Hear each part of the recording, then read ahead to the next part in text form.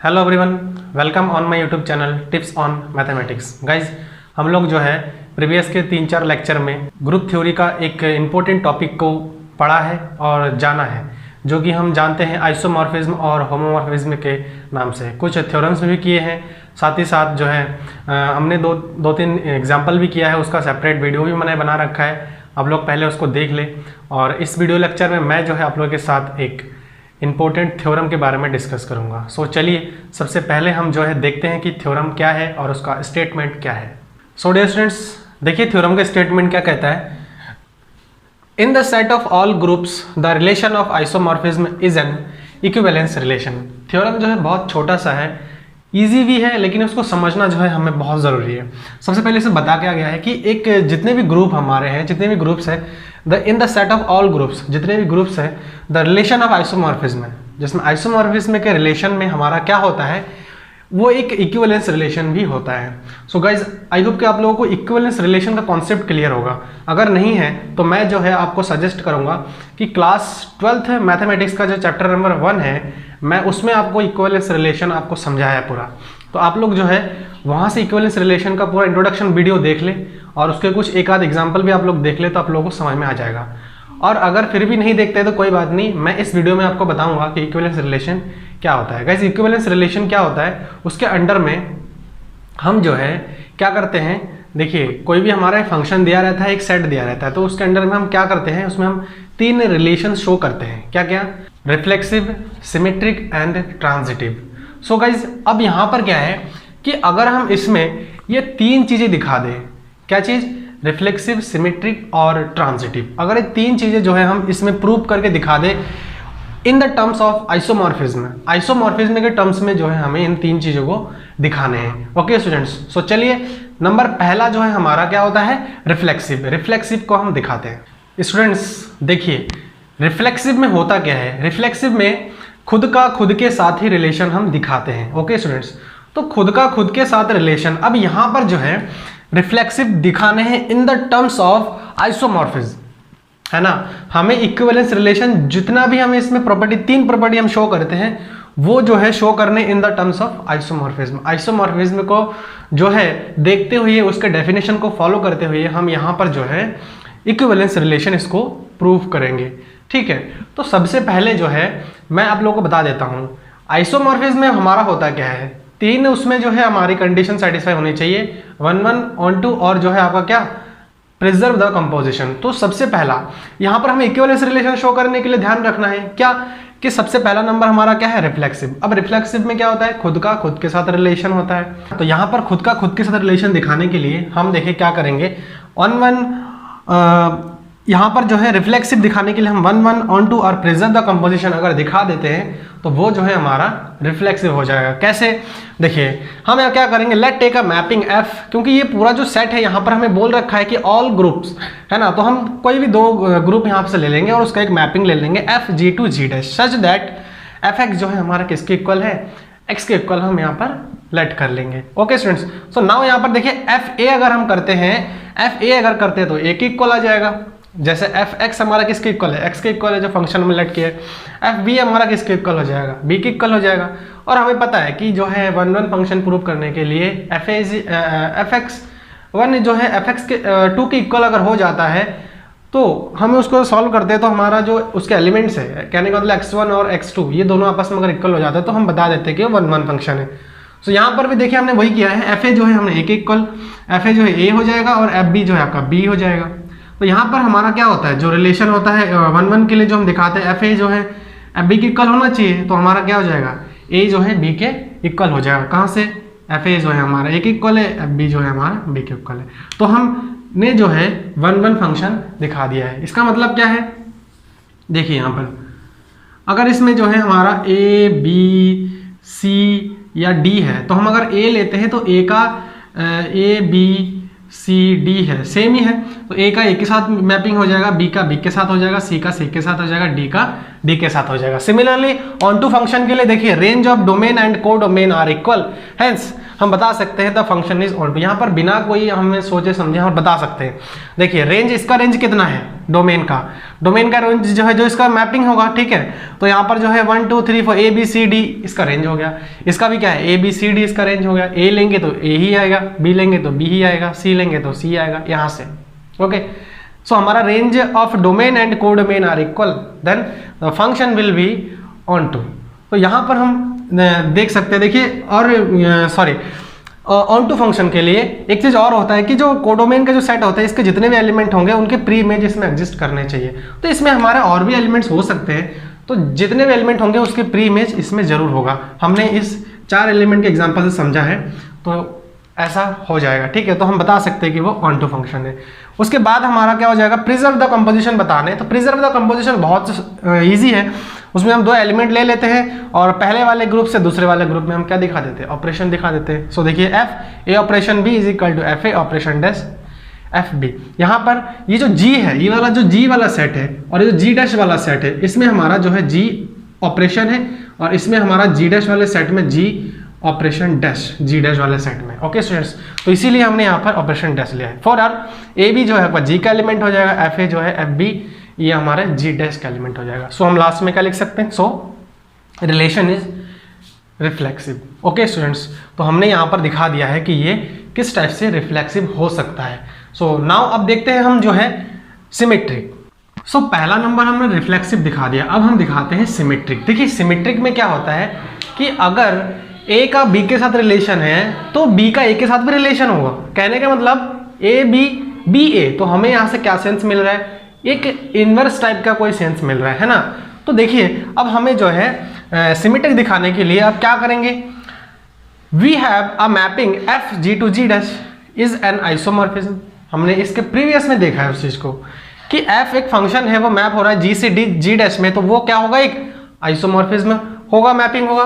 Then we have to show f inverse g to ji dash, sorry यहाँ पर थोड़ा सा लिखना पड़ेगा, g dash to g is also isomorphism, ठीक है। तो हमें यहाँ पर ये भी बताना है कि अगर ये हमारा आइसोमॉर्फिज्म है तो इसका इनवर्स भी हमारा आइसोमॉर्फिज्म होना चाहिए। ऐसा हमने क्यों किया, क्योंकि ए का बी के साथ रिलेशन होता है और बी का ए के साथ रिलेशन होता है। गाइज अगर आप लोगों को इक्विवेलेंस रिलेशन के बारे में आपको कंफर्म नहीं है तो आप लोग ये बात देख ले, तो आप लोगों को होप कि क्लियर हो जाएगा ये कॉन्सेप्ट।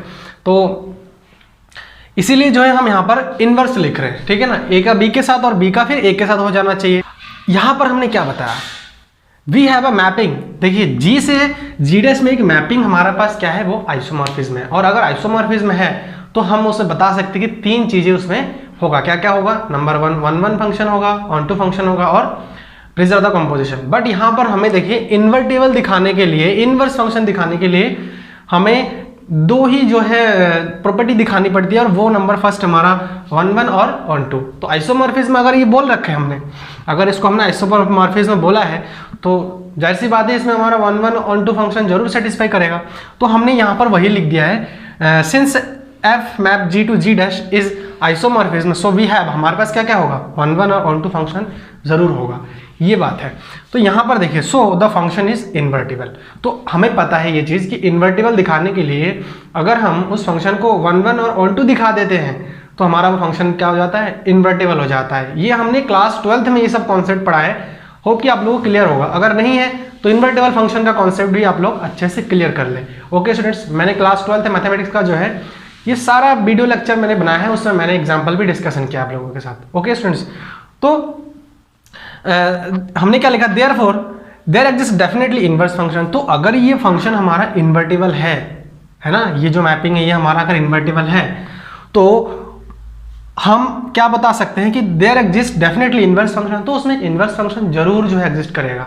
तो हम इनवर्स फंक्शन एग्जिस्ट करेगा तो हम कैसे दिखा सकते हैं, देखिए यहां पर देखिए आप थोड़ा सा, अगर ए का मैपिंग हो रहा है एफ ए के साथ और बी का मैपिंग हो रहा है एफ बी के साथ, तो हम यहाँ पर लेट करेंगे क्या, ये जो ए है ये उसको x के इक्वल मान लेंगे और जो b है उसको हम क्या कर लेंगे, y के इक्वल मान लेंगे। तो जब हम इसको x y के इक्वल मान लेंगे तो हमारा क्या हो जाएगा, देखिए ये इधर आ जाएगा तो f इनवर्स x हो जाएगा और ये इधर जाएगा तो f इनवर्स y हो जाएगा। तो f इनवर्स x हमें क्या मिल रहा है, ए के इक्वल मिल रहा है देखिए, और एफ इनवर्स अगर हम y निकालते हैं यहाँ से तो हमें b के इक्वल मिलेगा। एफ इनवर्स y अगर हम निकालते हैं तो हमें किसके इक्वल मिल रहा है, b के इक्वल मिल रहा है। कहने का मतलब हम मैपिंग इधर से इधर कर रहे थे, है ना, ये जो मैपिंग हम इधर से इधर लगा रहे हैं, लेकिन हम यहाँ पे उल्टा करना है, तो हमें मैपिंग अब इधर से इधर करना है, ठीक है। अगर ये f है तो इधर हम इसको g के फॉर्म में मान सकते हैं, तो अगर f इधर इसमें करेंगे हम, ठीक है ना, इसके इमेजेस हम इसमें दिखाने की कोशिश करेंगे तो हमारा जो f है वो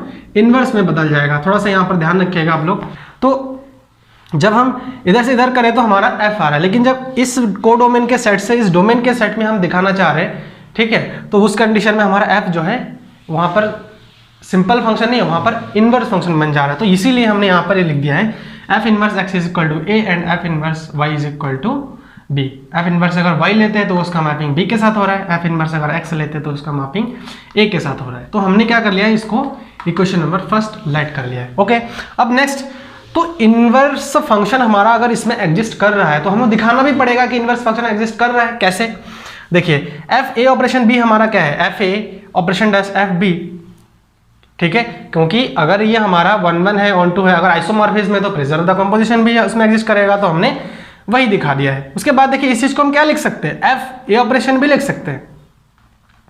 अब देखिए ये ऑपरेशन है तो हम एफ को इन्वर्टेबल दिखाने के लिए एफ इनवर्स यहां से इसको इधर लेके आएंगे तो F inverse F A operation B, और इधर हमारा क्या रह जाएगा, ए ऑपरेशन बी रह जाएगा, ठीक है। अब देखिए जो ए है वो किसके इक्वल है, जो ए है वो हमारा एफ इनवर्स एक्स के इक्वल है। ये जो ए है वो एफ इनवर्स एक्स, तो हम ए के प्लेस पर क्या कर देंगे, एफ इनवर्स एक्स रख देंगे।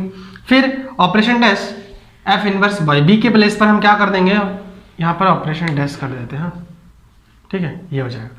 तो बी के प्लेस पर हम क्या करेंगे, एफ इनवर्स वाई रख देंगे यहाँ से ये। तो क्या मिल गया हमें, देखिए इनवर्स फंक्शन मिला है कि नहीं, इनवर्स फंक्शन मिल गया। तो हमें क्या बता सकते हैं, सो फंक्शन इज सिमेट्री, तो फंक्शन जो है हमारा सिमेट्री भी होगा। सो गाइस आई होप कि ये वाला जो कॉन्सेप्ट है वो आप लोगों को अच्छे से क्लियर हो गया है। अगर क्लियर नहीं हुआ है तो मैं आप लोगों को सजेस्ट करूंगा पहले क्लास 12th का जो मैथमेटिक्स है उसमें हम इन्वर्टेबल फंक्शन कैसे प्रूव करते हैं वो आप लोग एक बार देख ले, तो यहाँ का कॉन्सेप्ट आप लोगों को पूरा क्लियर हो जाएगा। ओके, अगर फिर भी कोई डाउट्स है तो आप मुझे कमेंट सेक्शन में बता सकते हैं कि कहाँ पर आपको डाउट्स है, मैं आप लोगों को क्लियर उसको करवाऊंगा। ओके, सो इसके बाद हमारा कौन सा आता है, रिफ्लेक्सिव हमने दिखा दिया, सिमेट्रिक दिखा दिया, उसके बाद हम क्या दिखाएंगे, ट्रांजिटिव दिखाएंगे। सो चलिए देखते हैं।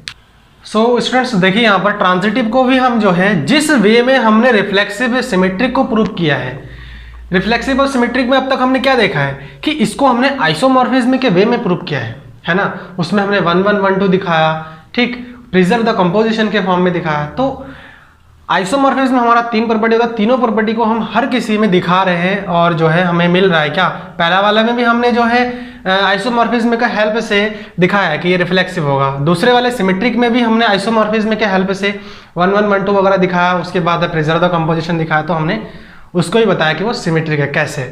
फिर अभी हम जो है ट्रांजिटिव में भी देखेंगे with the help of isomorphism, ठीक है। ट्रांजिटिव में भी अब देखते हैं। तो सबसे पहले लेट अ mapping F G1 G2 G1 से G2 एंड G जो एक मैपिंग है वो G2 से G3 में होता है। तो सबसे पहले ट्रांजिटिव में आप लोगों को थोड़ा सा बता देता हूँ कि अगर आपका कोई भी जो है देखिए फंक्शन है वो अगर A से B में होता है और B जो है C के साथ रिलेटेड होता है, तो A और C का भी एक रिलेशन हमारा होना चाहिए। ओके, A और C का भी आपका एक क्या होना चाहिए, एक रिलेशन होना चाहिए। तो इसीलिए हमने जो है देखिए दो G1 से G2 में लिया है और G2 से G3 में लिया है। तो हम ये दिखाएंगे इज एन आइसोमॉर्फिज्म मैपिंग। अगर ये आपका एक आइसोमॉर्फिज्म मैपिंग है then we have to show G1 और G3 ये भी हमारे क्या होने चाहिए, देखिए GF एक मैपिंग हो जाएगा, बट G3 से G1 में ये भी हमारा एक आइसोमॉर्फिज्म मैपिंग होना चाहिए।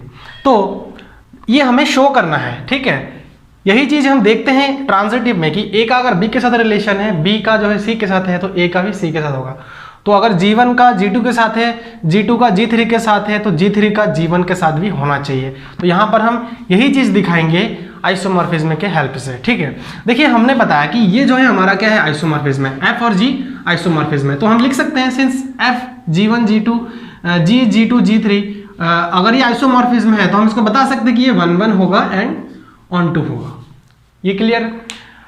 उसके बाद अगर ये चीज़ हमारा 1 1 और 1 2 हुआ तो जाहिर सी बात है कि हमारा G3 से G1 ये भी हमारा 1 1 1 2 होगा, क्योंकि ये पूरा ऑलरेडी 1 1 1 2 है, तो G3 से G1 भी हमारा 1 1 1 2 जरूर होगा। ठीक है, तो ये चीज़ हमने दिखा दिया है, 1 1 1 2 हमने दिखा दिया है। उसके बाद हमारा जो है आइसोमॉर्फिज्म में और क्या बचता है, लास्ट हमारा बचता है प्रिजर्व द कंपोजिशन। तो चलिए अब प्रिजर्व द कंपोजिशन भी दिखा देते हैं। देखिए FG हमने देखा है कि ये भी हमारा 1 1 1 2 फंक्शन है, तो हम क्या करेंगे, GF A operation B is equal to G। देखिए F जो एक हमारा आइसोमॉर्फिज्म मैपिंग है, अगर F आइसोमॉर्फिज्म मैपिंग है तो हम क्या कर सकते हैं, FA ऑपरेशन डैश F भी लिख सकते हैं, ये हमारा आइसोमॉर्फिज्म मैपिंग है। तो इसमें हमने इतना ऑपरेशन लगा दिया, क्या, FA ऑपरेशन डैश FB। अब इसको हम अगर ओपन करते तो GFA operation dash GFB। Okay students, तो यहाँ पर हमने दिखा दिया है कि प्रिजर्व द कंपोजिशन भी इसमें होल्ड करता है। तो गाइज हमने जो है आइसोमॉर्फिज्म के हेल्प से क्या क्या दिखाया है, आइसोमॉर्फिज्म के हेल्प से हमने जो है नंबर फर्स्ट रिफ्लेक्सिव दिखाया है, नंबर सेकंड सिमेट्रिक दिखाया है, नंबर थर्ड हमने ट्रांजिटिव भी दिखाया है। तो क्या हो जाएगा, कोई रिलेशन है उसको, वो जो है अगर आपका रिफ्लेक्सिव सिमेट्रिक और ट्रांजिटिव हो जाता है तो हम उस रिलेशन को बता सकते हैं कि ये एक इक्विवेलेंस रिलेशन है। तो तीनों चीजें दिखा दिया है, तो हम अब क्या बता सकते हैं, since all the postulates are satisfied then the mapping is an equivalence relation, जो हमारा थ्योरम के स्टेटमेंट में ही बताया गया था। क्या बताया गया था, set of all groups the relation is of isomorphism is an equivalence relation. तो हम ये स्टेटमेंट लास्ट में लिख सकते हैं। Okay students, so I hope कि ये जो कॉन्सेप्ट है थ्योरम का वो आप लोगों को अच्छे से क्लियर हो गया है। अगर कहीं पर डाउट है कुछ भी तो आप लोग मेरे को कमेंट सेक्शन में बता सकते हैं, पूछ सकते हैं, मैं आपको एक्सप्लेन करके बताऊंगा। अगर वीडियो अच्छी लगी तो प्लीज़ आप लोग इसे लाइक करें, चैनल को सब्सक्राइब करें और नोटिफिकेशन बेल को भी प्रेस करें। So thanks for watching this video.